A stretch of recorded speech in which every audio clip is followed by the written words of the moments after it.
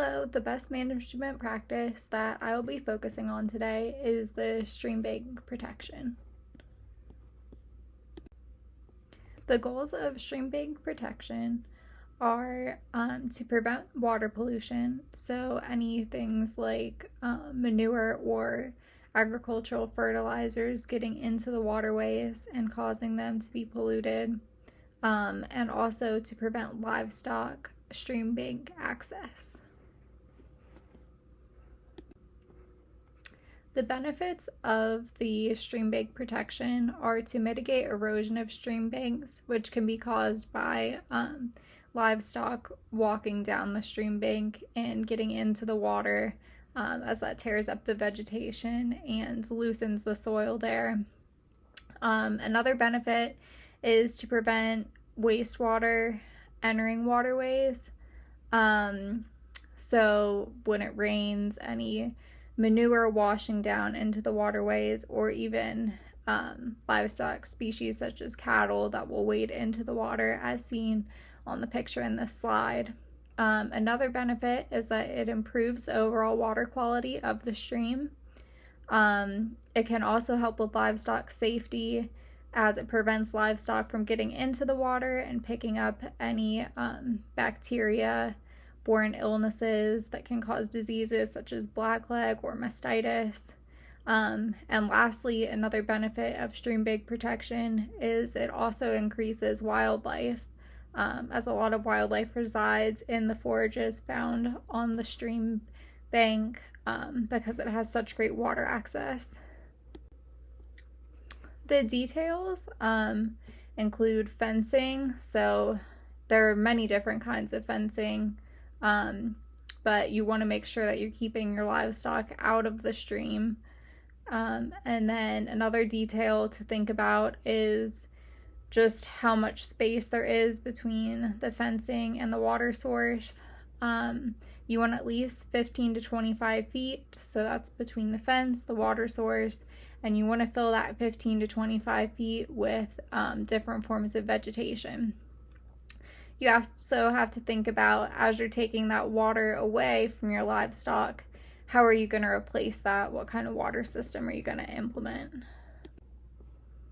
Now, variations, there's many different types of fencing: board fencing, electric, high tensile, barbed wire, are all adequate ways to keep livestock out of the waterways. You just have to find what works best for your specific animals and your land.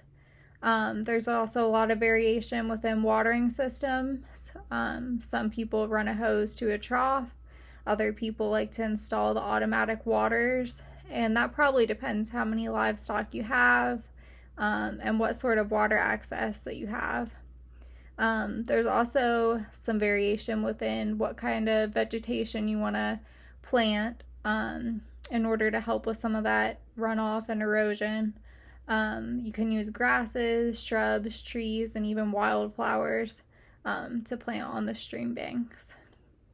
Other structural implements that you can use are large pieces of wood on the stream bank to kind of break up the land and help prevent erosion, as well as rocks around the stream bed.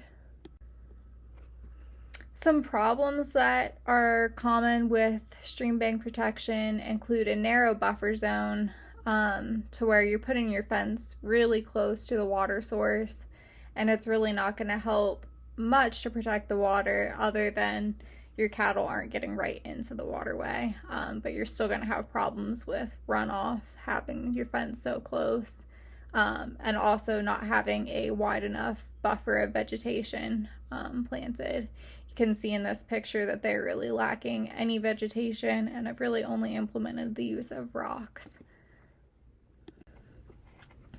Barriers to adoption of the streambank protection include maintenance.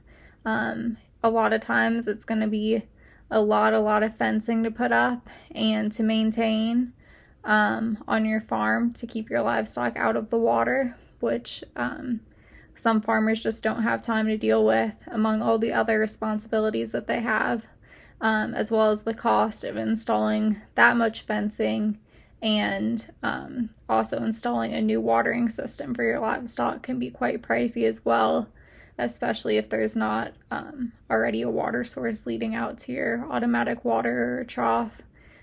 So those can both be issues that farmers face trying to implement these environmental practices, but there are some programs that help to offset those costs.